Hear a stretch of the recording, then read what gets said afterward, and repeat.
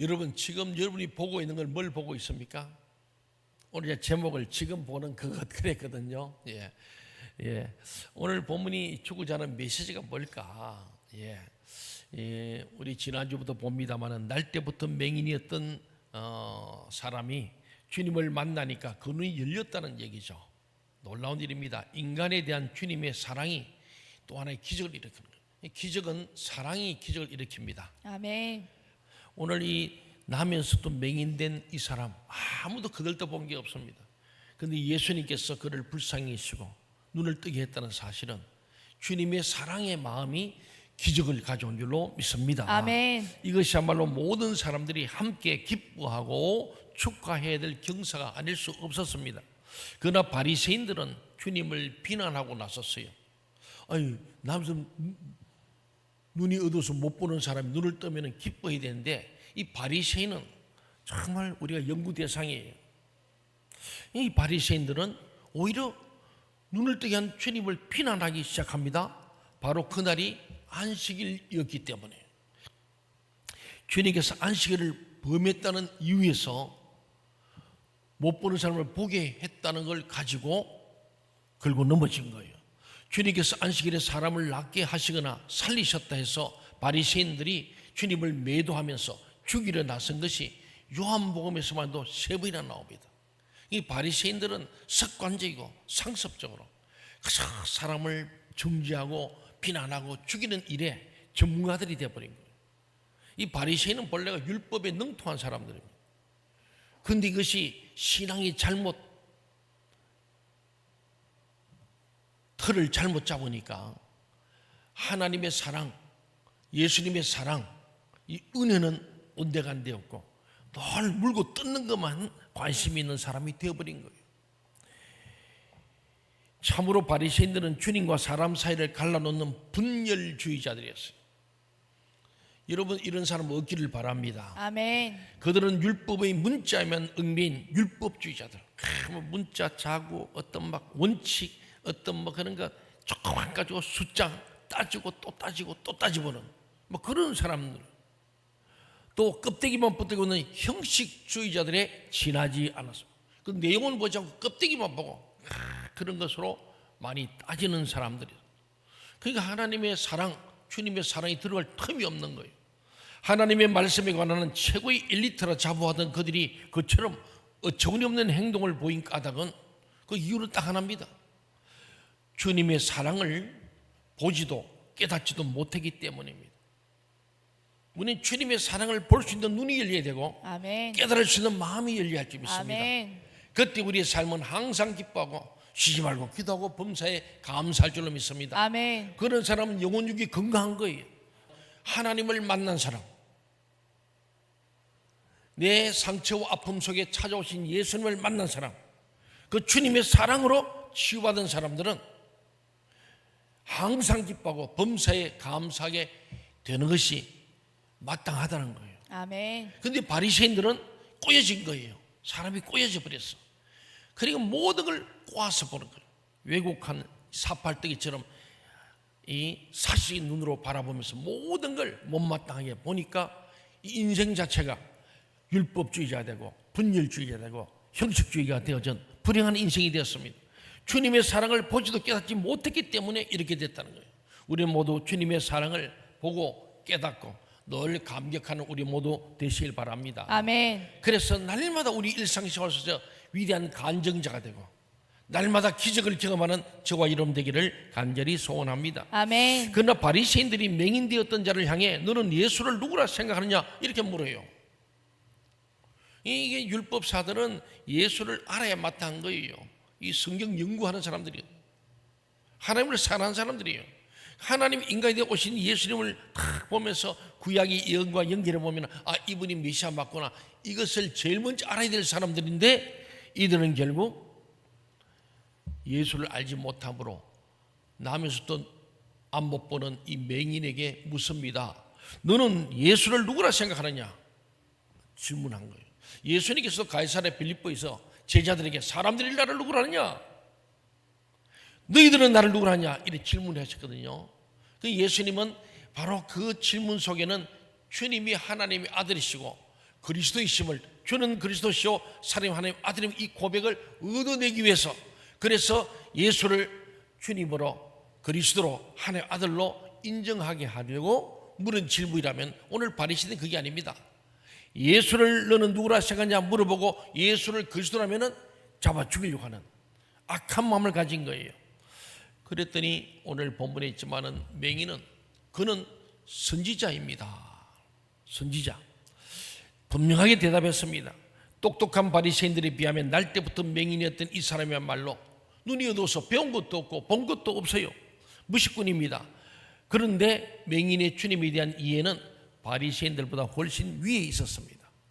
예수님께서도 예수를 아는 것은 지혜 있는 자도 아니고 오히려 어린아이들에게 보이시다. 오늘 맹인은 한 번도 세상을 본 적이 없어요. 그런데 그는 예수를 선지자로 알고 선지자입니다. 이런데 오늘 바리새인들은 예수를 그저 비난하고 예수를 그리스도라고 하면은 잡아서 그들을 출교하려는 생각을 가진 사람들이었어요. 맹인의 주님에 대한 이해가 바리새인들보다 훨씬 위에 있었던 그 이유는 무엇인가? 오늘 본문 25절이 밝혀주고 있습니다. 우리 요한복음 9장 오늘 본문 마지막 절 25절 같이 한번 읽어보겠습니다. 시작. 대답하되 그가 죄인인지 내가 알지 못하나 한 가지 아는 것은 내가 맹인으로 있다가 지금 보는 그것이니이다. 예. 아멘. 지금 그는 생전 처음으로 나면서도 맹인했어요. 못 봤어요. 처음 눈을 뜨고 하늘도 보고 땅도 보고 사람을 본 거예요. 그러나 그것은 날 때부터 정상이었던 자가 매일 보는 자연의 일부분으로서의 땅과 하늘이 아닙니다. 그에게 지금 보이는 것은 무엇이든 곧 주님의 사랑으로 보여요. 주님의 사랑. 주님의 사랑으로 맹인이 눈을 뜨게 된 이 주님의 사랑. 그러니까 하늘도 주님의 사랑이고 땅도 주님의 사랑이고 모든 만물이 주님의 사랑으로 보여지는 겁니다. 그가 맹인이었을 때 먼저 주님을 본 것이 아니었습니다. 맹인은 그런 주님을 볼 수도 없었습니다. 주님께서 먼저 그를 보셨습니다. 맹인이 눈을 뜨게 해달라고 주님께 간청한 것도 아니었습니다. 그렇죠? 바디메오처럼 막 나사렛 예수여 막 나를 고쳐달라고 막 소리도 안 질렀어요. 아무것도 한 것이 없어요. 그런데 오늘 보지만은 주님께서 단지 그를 불쌍히 여기셔 그의 눈을 뜨게 해 주셨습니다. 아멘. 주님의 사랑이 그의 눈을 열어주신 거예요. 아멘. 모든 것이 사랑입니다. 아멘. 사랑. 그래서 바울은 나의 나댕선 하나님의 은혜 위에 은혜라. 그 은혜가 뭐냐? 주님의 사랑이라는 거예요. 아멘. 주님의 사랑이 은혜예요. 아멘. 오늘 하나님은 여러분을 사랑하십니다. 아멘. 하나님이 사랑이잖아요. 그러니까 우리는 이미 하나님이 우리를 사랑하시니까 주님의 사랑을 보고 깨달을 때에 그 은혜 앞에는 감격하고, 그래서 우리 시간도 물질도 생명도 드릴 수 있는 우리의 감동과 그런 실현이 이루어질 수 있는 것 아니겠습니까? 아멘. 주님께서 그를 먼저 보셨고요. 맹인이 눈을 뜬 것은 주님께서 그를 불쌍히 해서 눈을 뜨게 해주신 거예요. 주님께서 그 마음이 감동해서 주님이 주도적으로 다 하신 거예요. 주님의 사랑이 맹인의 눈을 열어주시듯이 우리도 주님의 사랑으로 영안이 활짝 열리기를 간절히 소원합니다. 아멘. 주님의 사랑이 보이고 깨달아지면 불평 원망이 사라져요. 범사에 감사해야 될 줄 믿습니다. 아멘. 항상 기뻐하는 거예요. 아멘. 우리 얼굴이 환하게 되는 거예요. 아멘. 우리가 하나님 앞에 하나님의 사랑을 알고 느끼고 깨달으면 그 사랑이 우리 속에 있으면요 우리의 얼굴이 환해질 수밖에 없지요. 아멘. 예, 염려 없이 떠나가는 거예요. 아멘. 하나님을 알고 믿고 그분의 사랑을 느끼며 사는 저와 여러분 되길 바랍니다. 아멘. 그러므로 이 맹인은 지금 하늘을 통해서 땅을 통해 온통 주님의 사랑을 보고 또 확인하고 있는 거예요. 주님의 사랑을 받고 나면 산천도 초목도 새 것이 되고요, 죄인도 원수도 친구로 변할 줄로 믿습니다. 아멘. 주님의 사랑을 보고 있는 지금 그에게 그 어떤 형식이나 외형, 다시 말해 자신의 대답을 빌미로 하여 주님께 올가미를 세우려는 바리새인들의 협박이나 술수도 문제될 것이 없어요. 예수를 누구나 하냐? 이 묶고는 걸고 넘어지려는 이 사람들 안중에도 없었어요. 오직 주님의 사랑만이 보여서 그런 거 계산하지 않고 그는 그대로 진실을 얘기합니다. 지금 그의 속에는 주님의 사랑과 더불어 주님의 인격과 생명이 막 용트림쳐 올라오고 있기 때문입니다. 바로 그 사랑 속에서 이 사람이 전혀 새로운 삶을 살았을 것이면 두말할 나위가 없습니다. 본문의 맹인이 지금 보는 그것이라고 고백했던 주님의 그 사랑이 지금 영원한 현재형으로 우리와 함께하고 계십니다. 아멘. 맹인만 아니고 오늘 우리도 주님이 불쌍히시고 우리에게 영원한 사랑으로 함께한 줄 믿으시기 바랍니다. 아멘. 이 사랑은 이곳에만 계시는 것이 아닙니다. 이미 나와 함께하고 계셨고 또 영원토록 나와 함께 하실 것입니다. 아멘. 중요한 것은 지금 나와 함께하고 계시는 이 사랑을 보고 확인하고 깨닫는 거예요. 아멘. 똑같이 예배실에 계시면서도 이걸 보고 깨닫는 사람은 기쁨이 있는 거예요. 아멘. 예배 끝나면 나갈 때 표정이 달라. 악수 안 하고 도망 안 가요. 목사님 와서 꼭 인사하고 환한 얼굴로 목사님 감사합니다. 은혜 받았습니다. 당연한 거예요. 우리는 하나님의 사랑을 보고 느끼고 깨닫는 은혜가 있기를 바랍니다. 아멘. 제자들과 함께 길을 가시던 주님께서 날 때부터 맹인된 자를 만나시고 그를 불쌍히 여기셔 그의 눈을 뜨게 해주셨습니다. 많은 사람들이 깜짝 놀라서 대체 어떻게 되느냐고 물었을 때 본래 맹인이었던 그는 거침없이 사실대로 말했습니다.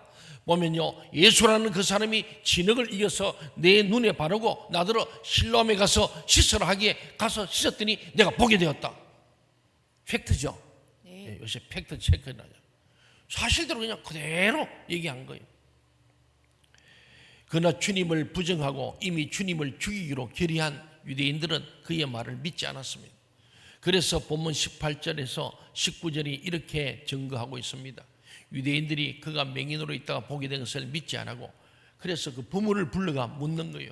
이는 너희 말에 맹인으로 났다 하는 너희 아들이냐? 그러면 지금은 어떻게 해서 보느냐? 물어본 거예요. 나면서 맹인인데 어떻게 보게 되냐? 이건 있을 수 없는 일인데 이 사실이냐? 유대인들은 그의 부모를 불러 사실 여부를 확인했습니다. 그가 본래 맹인이었을 리가 만무하다고 확신한 유대인들이 그의 부모는 거짓말을 하지 않을 것이라 판단한 것이었습니다.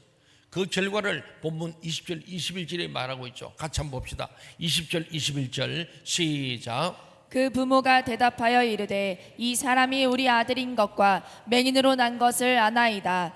그러나 지금 어떻게 해서 보는지 또는 누가 그 눈을 뜨게 하였는지 우리는 알지 못하나이다. 그에게 물어보소서. 그가 장성하였으니 자기 일을 말하리이다. 아멘. 부모는 그가 자기 아들이고 본래 맹인이었다는 사실만 확인해 주었을 뿐 어떻게 눈을 뜨게 되었는지는 모른다고 부인하면서 아들에게 직접 물어보라고 대답했습니다. 그러나 놀랍게도 본문 21, 23절은 그 내막을 밝혀주고 있어요. 22절, 23절 읽어봅시다. 시작. 그 부모가 이렇게 말한 것은 이미 유대인들이 누구든지 예수를 그리스도로 시인하는 자는 출교하기로 결의하였으므로 그들을 무서워함이러라. 이러므로 그 부모가 말하기를 그가 장성하였으니 그에게 물어보소서 하였더라. 그의 부모는 자기 아들의 눈을 뜨게 해주신 분이 예수님이심을 이미 알고 있었습니다. 아니, 눈을 못 본 아들이 봤으니까 얼마나 부모에게 가서 얘기했겠어요, 이 사실을. 나사렛 예수라는 사람이 나를 까닭없는데 오더니 나를 불쌍해서 진흙을 침을 뱉다가 진을 만들 눈을 바르고 씻을 내가 눈을 뜨게 됐다고 이 아들이 엄마한테 아버지 얘기하지 않았겠습니까? 알고 있는 거예요. 그럼에도 아들에게 직접 물어보라고 말한 것은 누구든지 예수님을 그리스도라 시인한 자, 예수 자연인 나사렛 예수가 그리스도 메시아 구원자, 그들이 기다리는 하나님의 아들이 오셨다는 얘기를 한다는 사실을 시인하는 자는, 좀 웃기는 얘기예요. 바리새인들 하나님을 메시아를 기다리는 사람들인데 예수를 메시아라면은 그들을 출교시키기로 유대인들이 결의했어요. 이것을 이 부모도 알고 있어요. 왜? 그 기량을 모든 사람 알도록 공고했기 때문에 이 부모도 예수를 만일에 그리스도라고 인정하는 자는 출교하겠다고 그렇게 공포가 돼 있어서 이 부모도 알고 있었습니다. 예수님께서 자기 아들의 눈을 뜨게 해주다고 답변할 경우에 자칫 그것이 예수님을 그리스도로 시인하는 것이 되어서 유대인들로부터 출교를 당할까 지레 겁을 먹었던 까닭으로 부모가 거짓말하는 거예요. 출교란 이스라엘 백성에게 가해지는 최고의 종교 형벌이었습니다. 종신 출교를 당한 자는 평생 성전 출입이 금지되었습니다. 저주받은 인생이죠. 또 어떤 법적인 보호도 받을 수가 없었어요. 예를 들면 길을 가다가 억울하게 맞아 죽는 일이 벌어져도 법적인 도움과 보호를 받을 수가 없었어요. 뿐만 아니라 다른 사람과 교제할 수 없도록 왕따시켜버립니다. 출교니까 완전히 공동체에 쫓겨나는 거예요. 마치 나환자처럼.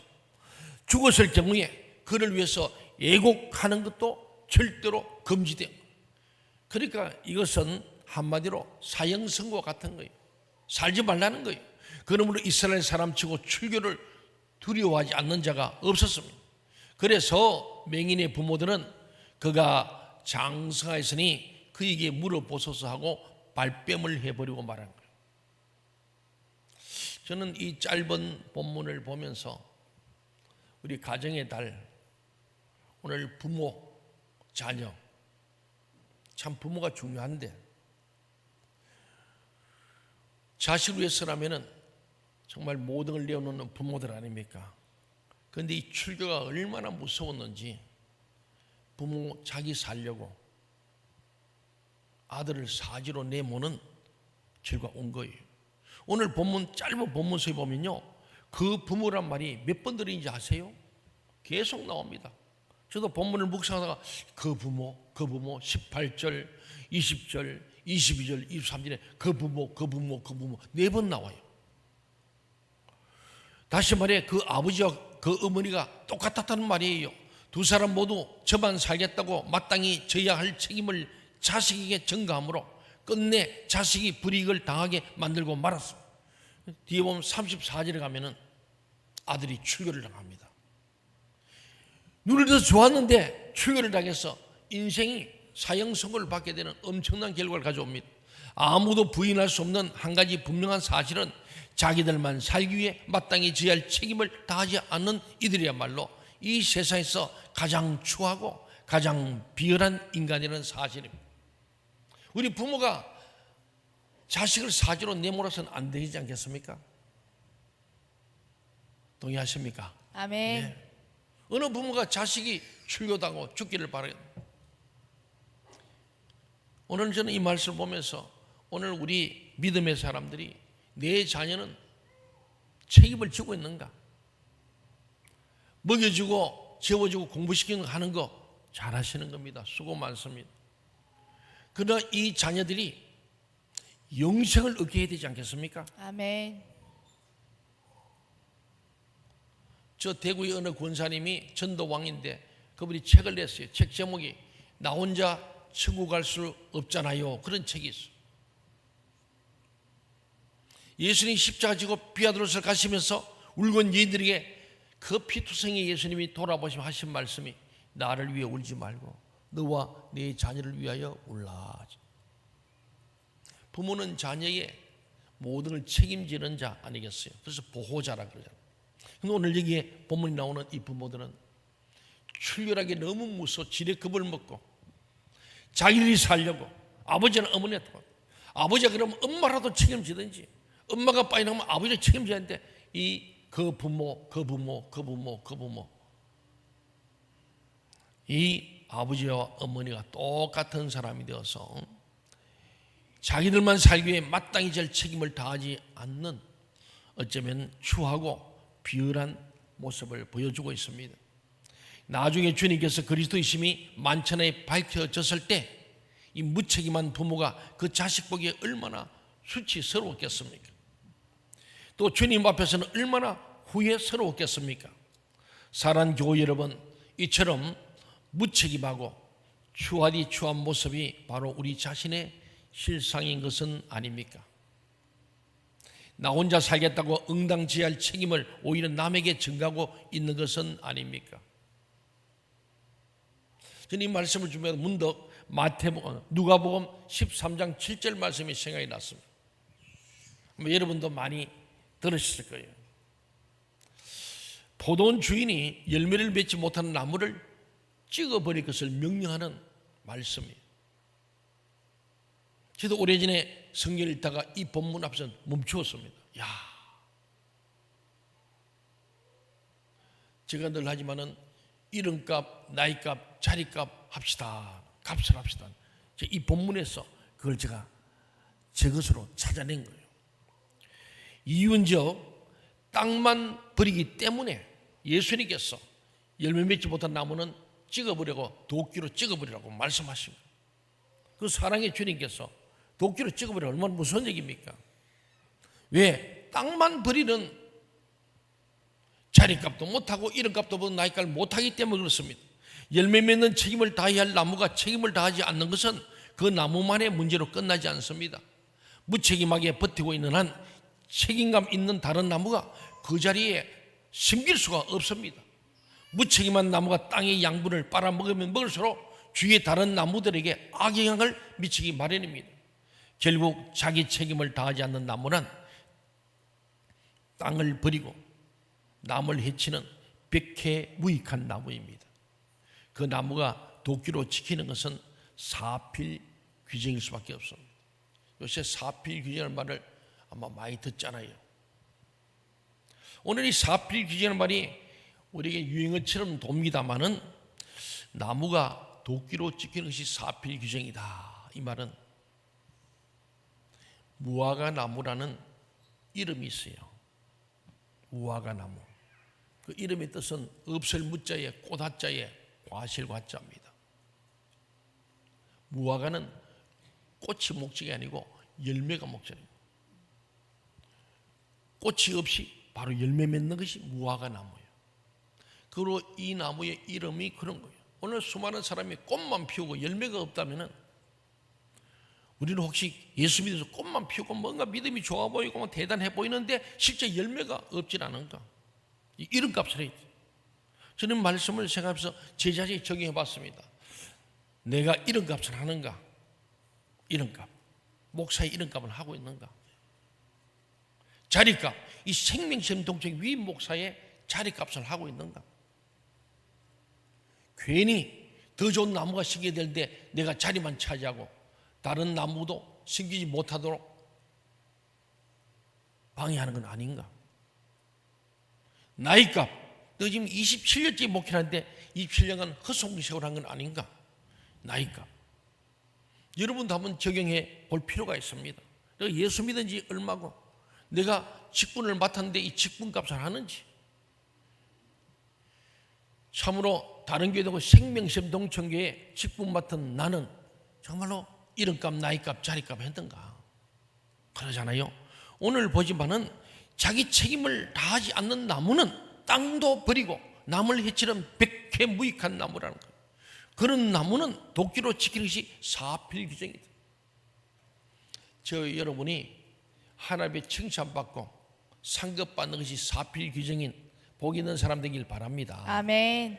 이름값도 하고 나이값도 하고 자리값도 잘하는 사람이 될 때에 하나님 앞에 칭찬받고 상급받는 것이 사필귀정 아닙니까? 아멘. 정말로 늘 말씀과 기도하는데 하나님의 음성을 들으면서 기도로 묻고 말씀 듣고 성령으로 순종했기 때문에 오늘이 잇따른 사필귀정 아니겠습니까? 아멘. 예. 우리 모두가 정말 이제 한 해의 중간에 서서 2025년을 이미 뛰어들었는데 저는 오늘 말씀 보면서 이 부모들처럼 지만 살겠다고 자식을 사지로 내모는 그런 부모가 아니기를 간절히 소원합니다. 아멘. 내 사랑하는 자녀들이 예수 믿고 구원받고 나만 죽이 아니고 나와 함께 우리 온 가정 자자손손이 아들, 딸, 손자, 손녀까지 책임지는 부모, 그들의 신앙을 책임지고 그들의 영적 상태를 책임지는 부모가 되었어. 내 자녀를 사지로 지옥으로 모는 부모가 아니 되기로 결단하는 그런 우리 모두가 되시기를 바랍니다. 아멘. 내가 져야 할 책임을 회피하고 오히려 남에게 전가하는 것은 나 혼자의 문제로 그치지 않습니다. 그것은 반드시 이 세상과 타인을 동시에 해치는 부정적인 결과를 초래합니다. 그래서 그와 같은 인생은 결국 찍히고 맙니다. 그것이 하나님의 법칙입니다. 자기 책임을 다하는 자가 될 때만 여러분의 삶은 세상에서 가장 아름답고 거룩한 삶이 될 줄로 믿습니다. 아멘. 여러분의 자녀들이 영원토록 물려받을 이 거룩한 믿음의 유산, 거룩한 옷을 우리가 남겨주는, 그래서 그들로 하여금 하나님의 영광 돌리는 삶을 살게 하는 우리 모두 되시길 바랍니다. 아멘. 그래서 우리 교회 모든 성도들은 정말 자녀들에게 진정한 부모의 모습, 믿음의 모습을 잘 보였어. 오늘 맹인되었다가 보게 된 이 자녀를 가진 부모는 너무 기뻐서 어떤 고난과 역경도 이겨내고 이 아들을 내내 보지 못한 이 사람이 드디어 보게 됐다는 것을 너무 감사하면서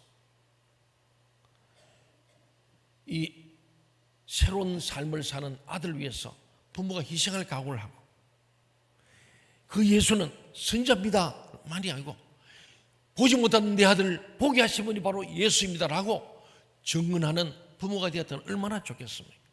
마땅히 해야 되지 않겠습니까? 자기가 출교를 당하더라도 자기 아들을 아무도 고칠 수 없는 기적을 행하신 주님의 사랑 앞에 예수는 그리스도입니다 고백하는 이 주님의 사랑을 알고 보고 깨닫는 자, 그런 자들은 결코 백해무익한 자가 아니라 주님 앞에 이름값도 하고 자리값도 하고 나이값도 하는 참된 그리스도인, 주님으로부터 칭찬받고 상급받는 칭찬과 명성과 존귀가 있는 자가 될 줄로 믿습니다. 아멘. 자녀가 우리 부모를 보고 있는 거예요. 우리 부모 세대가 가정의 달을 맞으면서 자녀들에게 좋은 믿음의 본을 보이는 우리 모두 되시기 바랍니다. 아멘. 좋은 나무에서 좋은 열매가 맺습니다. 아멘. 좋은 믿음의 부모 밑에서 좋은 믿음의 자녀가 나오면서 아멘. 사필 규정이 되는 거예요. 오늘도 우리가 맹인이 말한 것처럼 지금 내가 보는 그것이 정답이에요. 지금 내가 보고 있는 그것이 뭡니까? 예수님의 놀라운 기적을 그는 말하고 있는 거예요. 우리는 예수 그리스도를 우리가 증언할 수 있는 참된 그리스도인들 다 되어졌어. 우리 자신도 하나님 앞에 인정받고 우리 자자손손이 우리의 믿음, 우리 이름값, 나이값, 자리값을 보면서 도끼에 지켜지는 게 아니고 하나님 인정하시고 높이시는 우리 모두가 다 되시기를 주의 이름으로 축원합니다. 아멘.